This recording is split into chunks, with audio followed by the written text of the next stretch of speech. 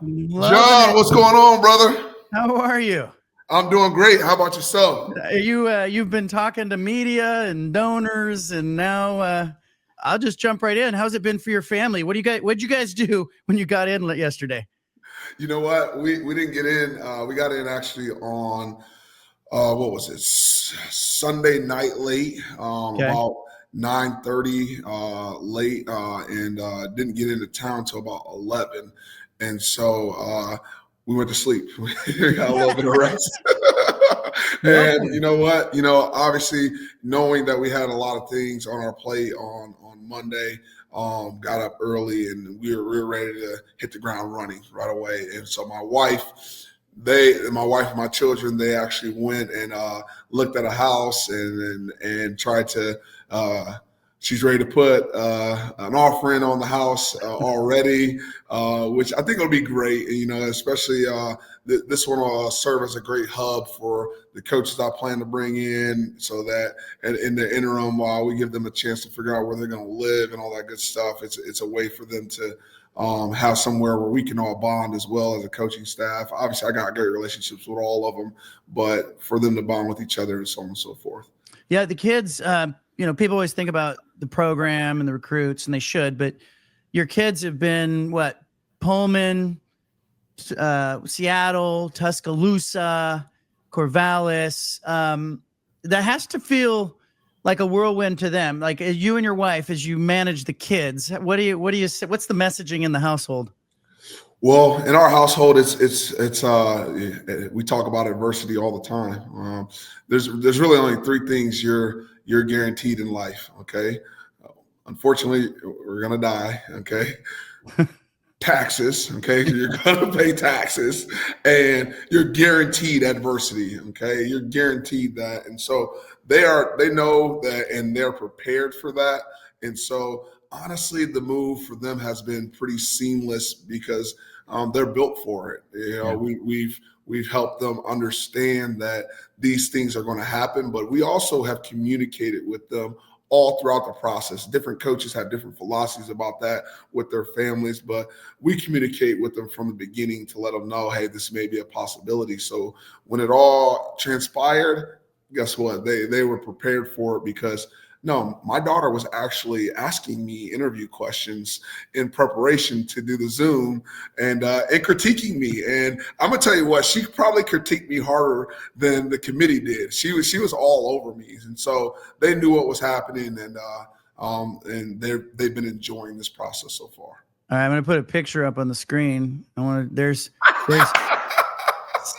seventh grade and eighth grade, I think. Am I right? Right around there. Okay, so we're sixth and seventh, right in there. What was that kid thinking at that time? What are you thinking? Wow, that is an outstanding question, John. I just tell it how it is. That kid at that time was thinking about, when am I going to get my next meal? That kid at that time was thinking about, why do the shoes that I have on, why are the soles almost coming off of my shoes? That kid was thinking about, why did our heat get turned off at home? But that kid was happy though. It's crazy to think that kid was still so happy and smiled and was excited about the opportunities that life could bring at that time. And I loved going to school. I did. I loved engaging my teachers, the students around me, my fellow classmates, my teammates. I loved going to school. I loved being around people. Now, there was a point where I wasn't as talkative as I am now. And, I learned that, if you got something to say it. And so that young man, I'm super proud of him because he became the humble man that I am now. And so he was resilient. He fought through all the adversity that he was experiencing at that time to become a head football coach. I never thought that kid was never thinking about coaching, never. I'll tell you a quick thing. When I was in high school, this is my senior year of high school football. My head coach pulls me in and he says, "Hey, JaMarcus, I'm just letting you know, I don't even know if you're going to start this year for our football team." This is my senior year. But this team, they voted you the captain of this team. And so you're doing something right. And I've been the captain of every sports team I've ever been on now. And so now I get to captain this ship at Oregon State University. Your teachers back at Jefferson Middle School, they were celebrating yesterday. They were celebrating, they were telling their kids, hey, there was a smiling 6th, 7th, 8th grader that was on this campus that, came from poverty and rode the bus. You were bussed in, right? Across town. Is that right? That's right. Every morning it was about a 25-minute bus ride. Yeah. Yeah. What was that ride like for you? Well, it's funny because in Fort Wayne, Indiana, there was a point in time where all the kids on the south side of town went to one school.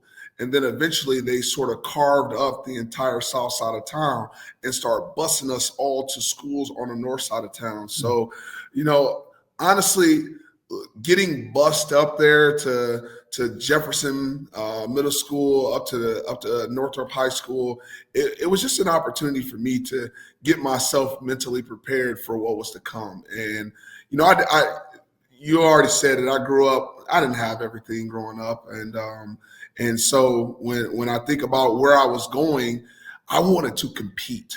I wanted to compete in the classroom. I was thinking about it on the way there. Hey, Shannon Kiefer.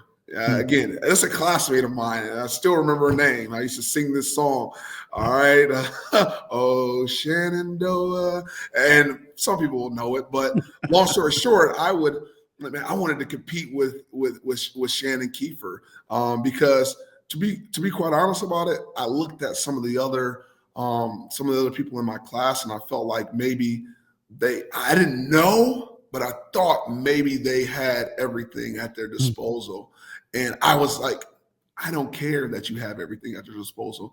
I'm still going to try to beat you. I'm still going to try to be better than you. I'm still going to try to make you feel the pressure that I'm coming after you. And that's what this football program needs to be about, all right?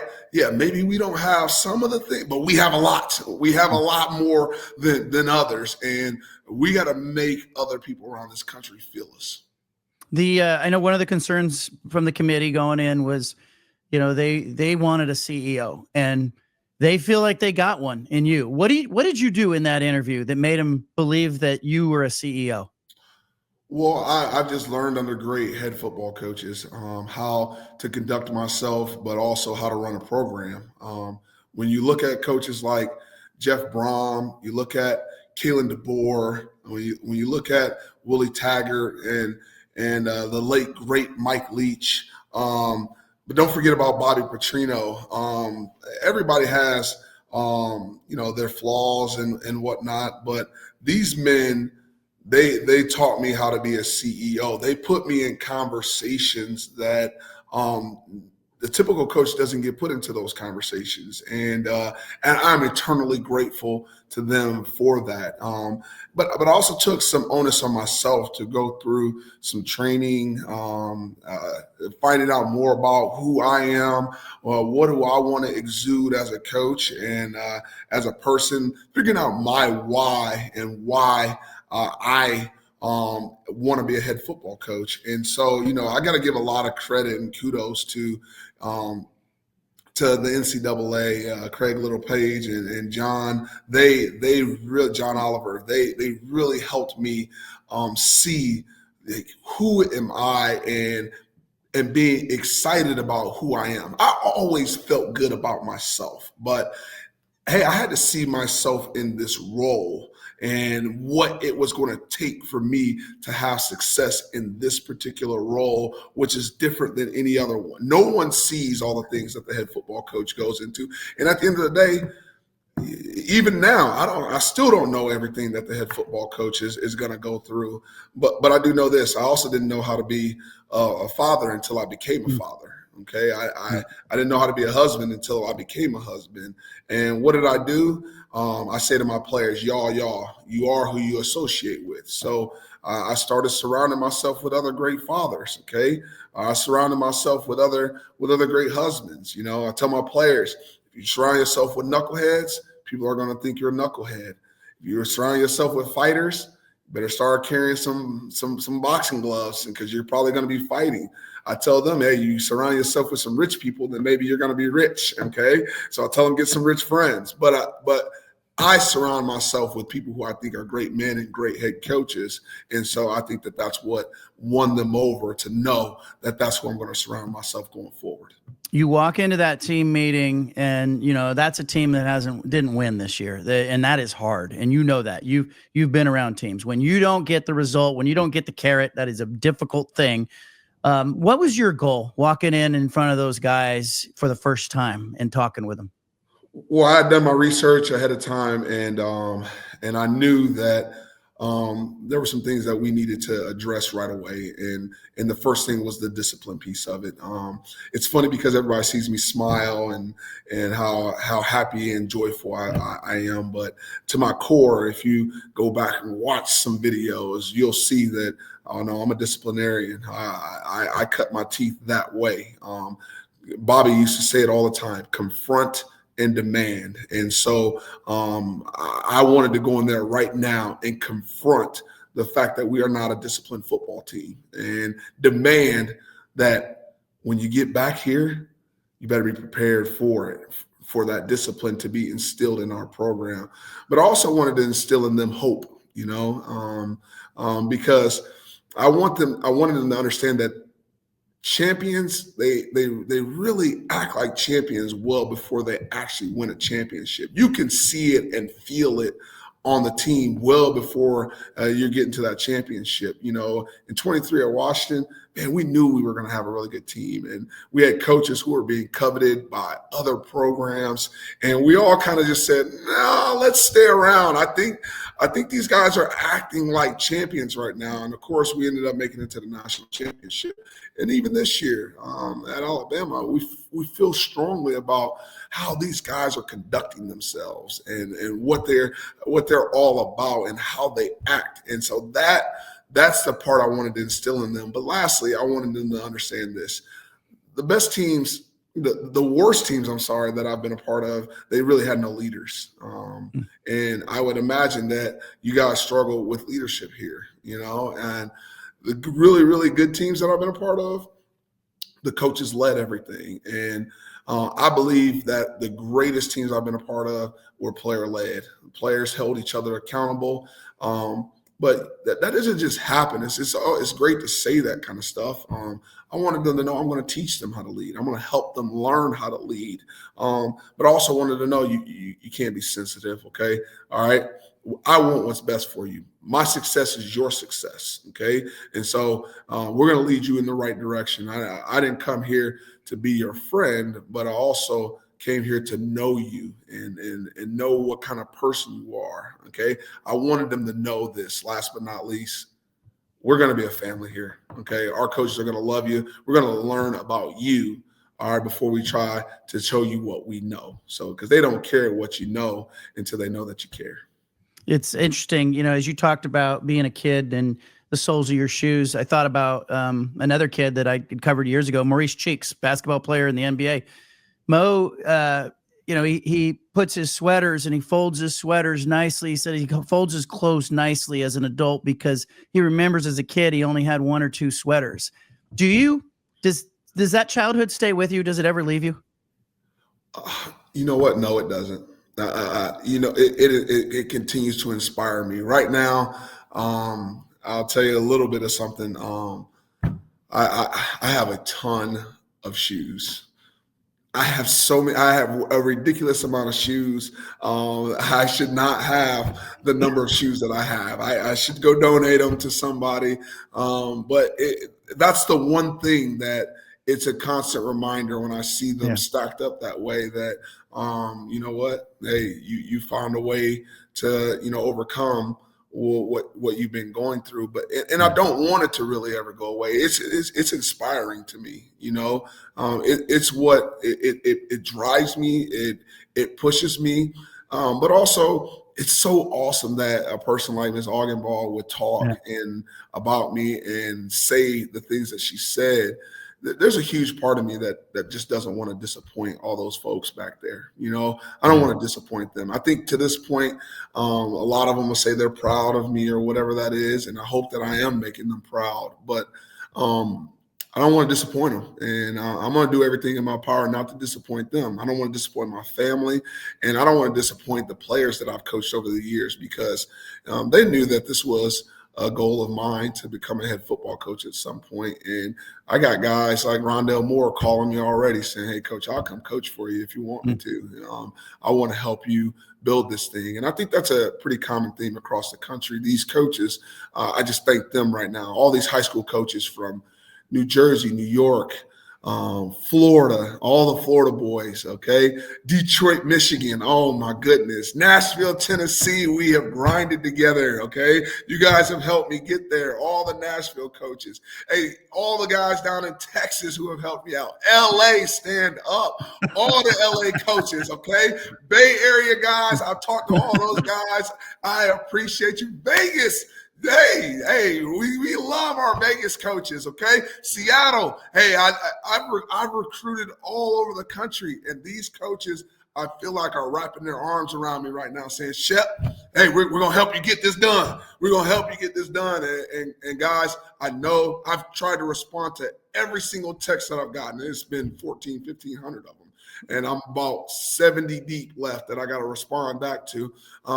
But they're wrapping their arms around me, and I appreciate it. I'm going to wrap my arms right back around them, and let's go get it done. This is going to be America's program when this is all said and done. All right, so you've got to build a roster, and look, everybody always says the portal's bad, but I think for a first-year coach, it's not bad. This is a good thing. You've got you're going to have ample number of players available. How do you figure out who's the right player for you? What's the level of player that you go after? Who are you looking for? You don't want a shortcut. You want guys that fit your culture, your building culture. How do you navigate all that?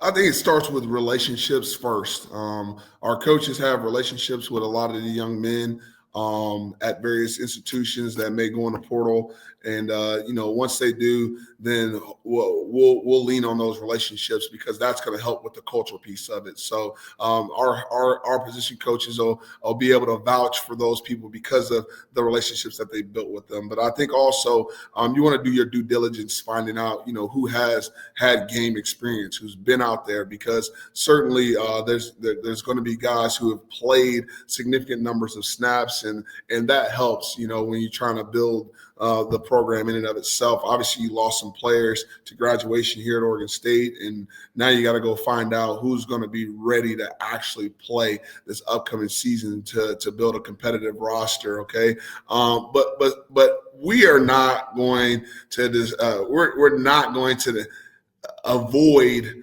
going into the JUCOs, picking up some extra high school kids in the second window. There will be no stone that goes unturned in order to try to build this roster the way that we want to. But it's really going to start with those two things. Hey, our prior relationships, and making sure that we're looking at their production, having already played in college football. You'd like to get some kids who know what it feels like to be in the fire, to be in the position out there on game day. All right, give me a guilty pleasure before you go here. You have a show you binge watch. You have a fast food place you love. You have what is JaMarcus Shephard? What popped into your mind there? I eat too much candy. Okay, that's the first thing that popped into my mind. I eat way too much candy. I've tried over the years to avoid it, but I definitely eat way too much candy. What kind of candy are we talking about? What's that? What are we talking about? Like candy bars, hard candy bars, gummies. I mean, all of it. Sour Patch stuff. I don't know. All of it. It doesn't even. It's big hard candies. Jolly Ranchers, all of it. So And then I love to ride my bike. That's Yeah. probably that's one of my getaways. That is one of my favorite things to do. I got to thank my wife. She's the one that purchased the bike for me. And that is a 25-mile bike ride is one of the best things that I do in my life. And so I believe we got some great trails and things around here that I'll be able to do that as frequently as possible. Yeah, Mike Riley used to ride his bike to practice, ride it to work. So Well, there you go. I may be able to do that. We'll see if that's even a possibility, We'll but see. I'd love to. I used to do that at Purdue. I used to ride back and forth, and I did it some in Seattle. So we'll see if there's a possibility of me doing that. I think you and I talked about this. I covered Purdue, and I when I got here, I saw similarities between kind of the fan bases and the mentality at Purdue and Oregon State. There was in similar, you've got a little bit of agricultural and engineering, kind of in the background at both schools. But I think that blue collar mentality is at both places. So we'll see. I know there's a lot of people that are happy you're here. A lot of people happy you're here. You went and won that job. Now go win some games. And no doubt about it. I pride myself in treating people the right way, but you can't stay if you don't do a good job on the field. So I'm going to get back to some recruiting and hiring some coaches, and we'll make this thing special. Okay. And by now, your kids have picked out their bedrooms, and you'll get a look at the house maybe later. So, no doubt. All right. Thank you. Appreciate you, man. Thank you very much, and go Bees.